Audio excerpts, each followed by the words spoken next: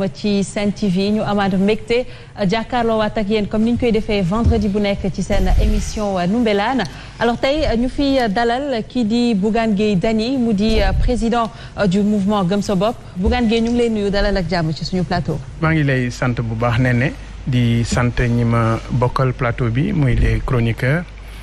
di sant sénégalais yëpp yi nga xam ne bàyyi nañu seen yitte jamono ji di teewlu cette grande production mu di Ndoumbelane.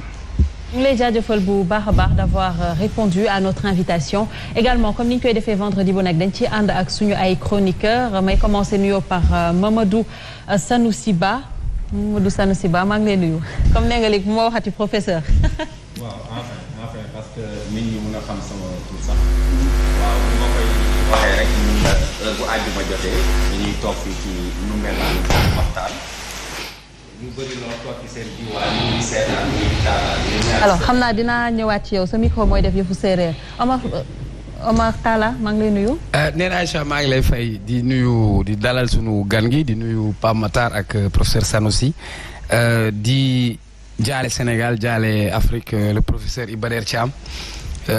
pour non seulement en tant qu'universitaire mais en tant que acteur et leader politique boo xam ni bokk na sur la scène politique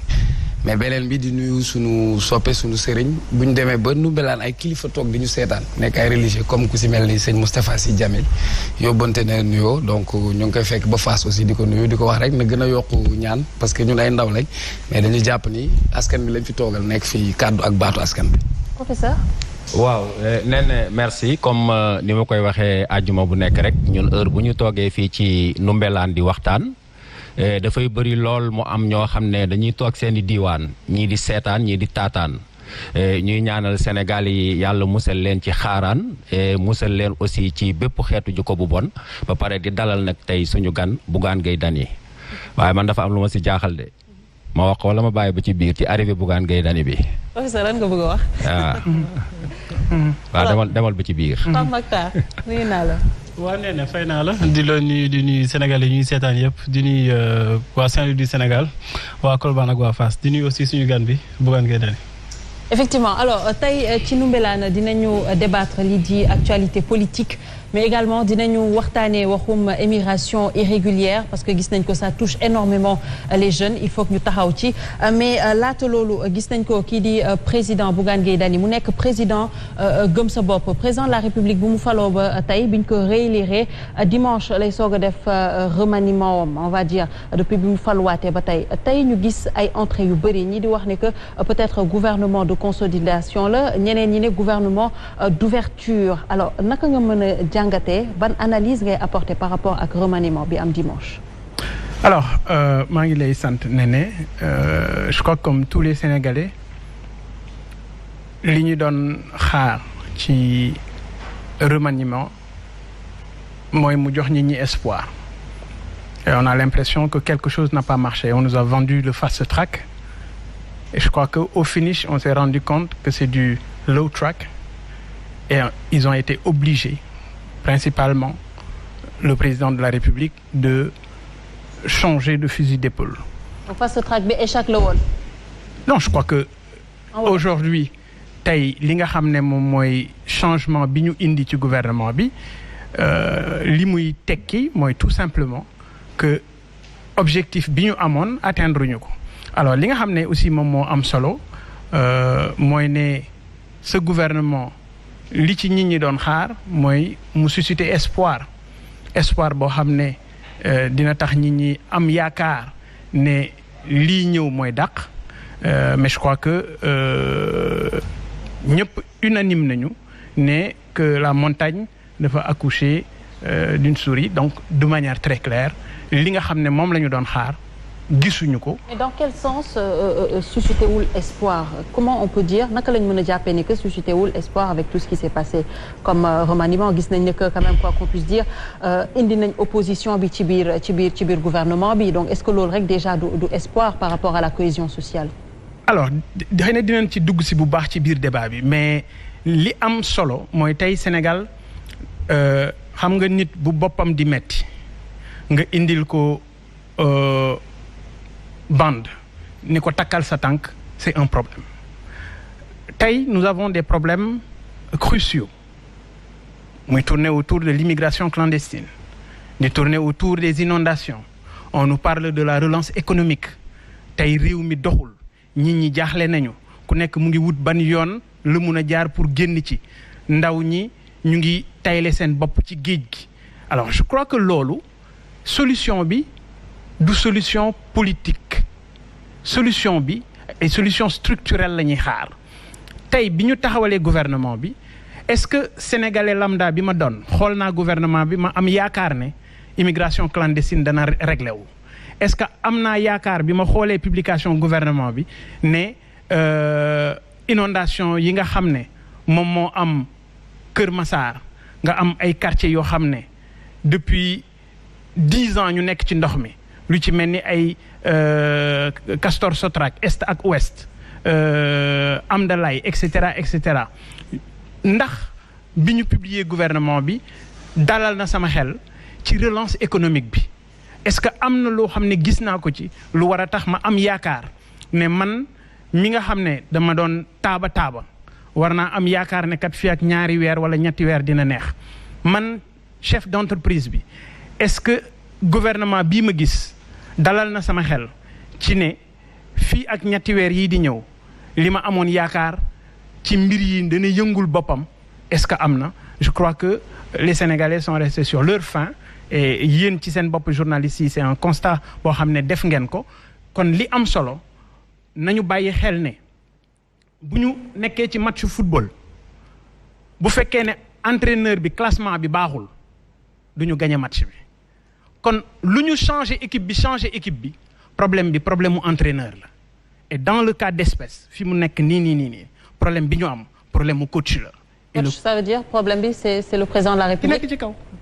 alors dañoo wax ni que en 2021 dinañ atteindre croissance 5.2 suñ la déggee bu baax dafa mel ni avec gouvernement bi ñu am tey jii on est très loin du but.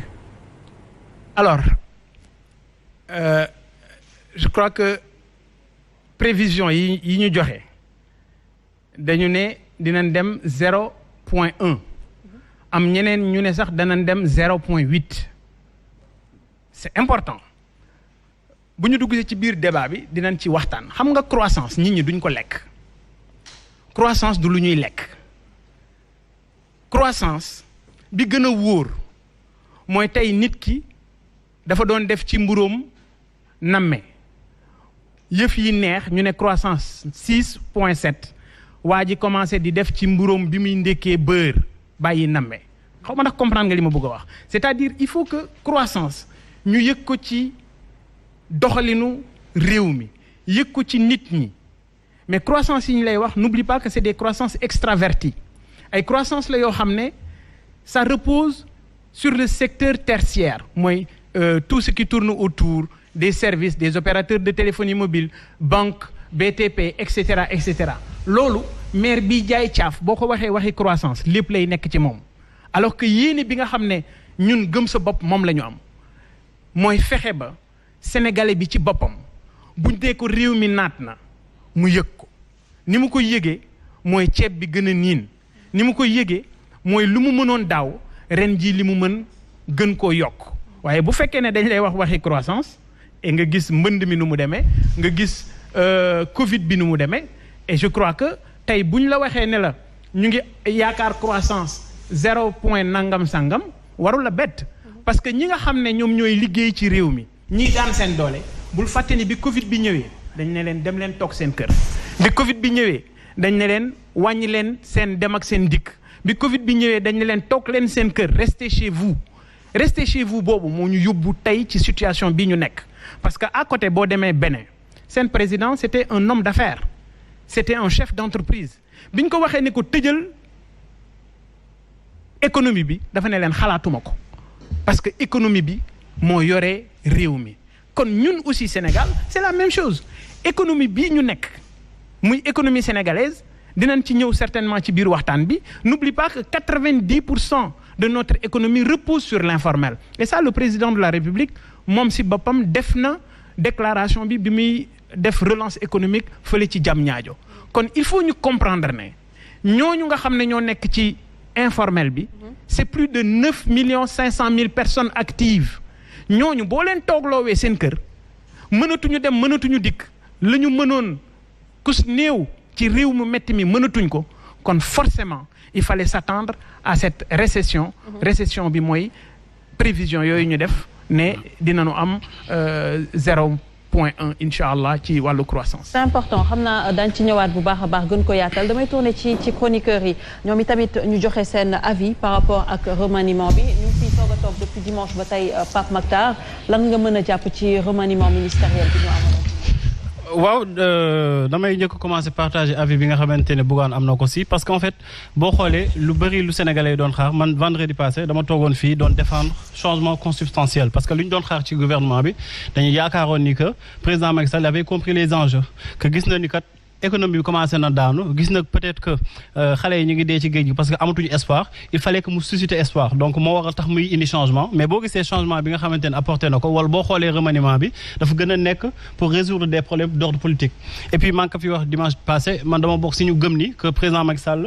def na benn signal fort par rapport ak li nga xamante moo élection 2024 yi man dama gëm ni président Macky Sall xalaatul jël moyen di ko jox ki nga xamante ni futur candidat potentiel la futur adversaire potentiel la kon ça veut dire quoi qu'il persiste par rapport à cette question du troisième mandat. du tout man dama yaakaar ni que président Macky Sall instant yi mi wut yoon boo xamante ni fa lay génnee que dafa dil ak Idrissa Seck pour mën a am li nga xamante ni mooy deuxième mandat Idrissa Seck remplacé ko comme ça bu ko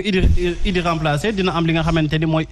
une certaine immunité ba duñ ko laal duñu laal njabootam duñu laal ñi nga xamante ni. loolu tam est-ce que c'est pas léger parce que suñu gisee loolu également c'est comme si c'est le président de la République moom mooy décider alors que c'est le peuple sénégalais amaana ñoom ñooy décider. kan la ñuy fal ak kan la ñuy fal xam nga lu ñuy wax ni mooy xalaat peut-être bi nga xamante ni moom mooy jógee ci xelu président de la République maintenant kan mooy décider c'est le peuple loolu on n'en disconvient pas mais nit ku nekk da ngay am xalaat am foo ko teg tey boo xoolee ñoom nee na Aïcha doo gis ki nga xamante ni sa potentiel adversaire la nga koy jox budget wu 7,5 milliards jox ko 2 ministères mu mën a suqali partem kooku noonu day mel ni tey jii yow nga am wujju yow sa wujju sa jëkkër jóge États-Unis ñëw Sénégal ngay jox sa wujju dépense est-ce que sa jëkkër bu demee fee dina ñibbi si yow est-ce que di nga def loolu man je pense pas que président Macky Sall nekk ci logique gu troisième mandat su nekkoon ci logique gu troisième mandat non seulement du jël Idriss Seck di ko renforcer mais aussi du jël xaalis bu doy noonu di ko jox parce que aussi Idriss Seck quoi qu'on puisse dire Macky Sall mënu ko contraindre ba Idi bañ a doon candidat te donc am na leen beneen mbir boo xamante ne mooy gën a tax ma gën a gëm sax ni deal boobu dafa am mooy ki ñu fal def ko ministre de l'intérieur Félix Antoine Diome ki nga xamante moo nekkoon substitut procureur auprès de la CREI tëj Karim Wade tëj Khalifa Sall mais dafay wane carrément que ni les deux sont exclus te ñoom ñaar lu gën a graaw mooy deal bi dafa nar a ñoom ñaar sax da leen nar a boole parce que Idrissa Seck bu dealee ak Karim Wade si la ko mën a defal li nga xamante mooy amnistie bu mel ni ku mel ni Bougane bu faloo Karim Wade doo am amnistie Sonko bu faloo Karim Wade doo am amnistie ku mel ni Khalifa Sall aussi dafa soxla amnistie donc ñoom ñaar pour ñu mën a amaat habilité pour defaat politique il faut ñu amnistier leen mais kan moo leen di amnistier donc dafa am profil yoo xamante ni dañ koy soxla donc je crois que lii dil bu yaatu la boo xamante ni peut-être année yii di ñëw wala fan yii di ñëw dinañ si gën a xam lu leer parce que boo xoolee ñii nekkuñu di fo dañuy politique président Macky Sall loo ko mënti waxal da ngay nangu ko c'est un fin stratège te ba mu commencé politique ba tey chaque jour fu ko nit ñi di xaaree gauche dafay génn droite lii day gën a wane que ni quelque part homme politique yi chaque fois seen besoin existentiel ak li nga xamante ni mooy seen mbir moo leen intéressé mais intérêt askan bi intéressé wu leen peut-être nag wax yi dina xaw a jaaxal ñu bëri mais ba ñu demee parce que dañ ko comprendre. dinañ ko comprendre parce que il faudrait également nga apporter ay précisions ci loolu mais ma delluwaat très rapidement ci Bougane parce que dafa wax tout à l'heure waxu deal entre kii di Idrissa Seck ak le président de la République Macky Sall yow nga jàppale woon Idrissa Seck ci campagne présidentielle bi ñu génn ni en 2019 est-ce que d'une part vous vous sentez trahi par kii di Idrissa Seck. alors il faut d'abord ñu delloo lépp ci contexte bi. suñu objectif gëm sa bopp c'était le contrôle du pouvoir ay nit ak seeni pexe yàlla ak dogalam li xew ci mbiri parrainage bi donc suñu objectif lenn la woon après le parrainage c'est kan moo mun a daaneel Macky Sall kan la ñu mun a àndal kuy daaneel Macky Sall et les choses je crois que objectif bi moo doon xool kan moo mën a daaneel Macky Sall et loolu Idrissa Seck moo ko incarné bi ñu ànd ak moom yàlla def na dañu jël deuxième ça veut dire bu ñu amoon deuxième tour dañuy dem ànd ak moom ba ñuy jël décision bi c'était de manière collégiale au niveau de Gëm Sa Bopp. C'était en assemblée générale, les représentants de toutes les régions ont fait le déplacement. De manière consensuelle, on a choisi le candidat de la coalition Idy 2019. Kon seen alliance c'était plus électorale que politique. Alors, c'est important ñu xam la différence entre une alliance et une coalition. D'accord. Une coalition mooy mbooloo momentané bu ñuy def pour am benn objectif. Donc coalition la ñu nekkoon. Coalition boobu c'était pour dajale ñi mën a jàppale Idrissa Seck pour moom mu jële fi Macky Sall. Yàlla def mu jël deuxième. Ça veut dire ñi doon xëccoo moom moo ci gënoon placé. Du loo xam ne lu ñuy réccu la parce que moment bañ koy defee yaakaar la ñu amoon. Yaakaar la ñu am ci moom. Bi nga xamee ne élection 2019 jeex na il faut comprendre que coalition ba yëngu-yëngu ya ku ca nekk da nga dellu ca sa agenda dellu si ci say activités et cetera et cetera. Kon déjà rupture amoon na entre yéen déjà rupture amoon na entre yéen depuis fin août élection yi. mais bi nga xamee ne moom dem na fekki président Macky Sall le Sénégalais lambda day jàpp ne ñii ba tey ñu ngi ànd. Donc c'est pourquoi c'était important pour nous très rapidement ñu réunir def un communiqué buy wane ne ñun décision boobu nga xam ne président Idrissa Seck jël na ko ak ñi mu àndal il faut nag ñu waxante dëgg. Nit la koo xam ne nit ku am jaar-jaar ci politique la responsable la donc ay choix wam moom si boppam moo koy assumer boppam. Maintenant nag am nañu ñu nit sañ-sañ ne ànduñu ak moom ci décision bii mu jël ak décision bële mu jël ndax ñun suñu objectif lenn dong la te lu leer la ci ñun ak ci ñëpp mooy réew moo xam ne dañu koy yore ci yorin wu sell ci yorin woo xam ne yorin wu gën la te lii nga xam ne ñun moom la ñuy doxal li ci ëpp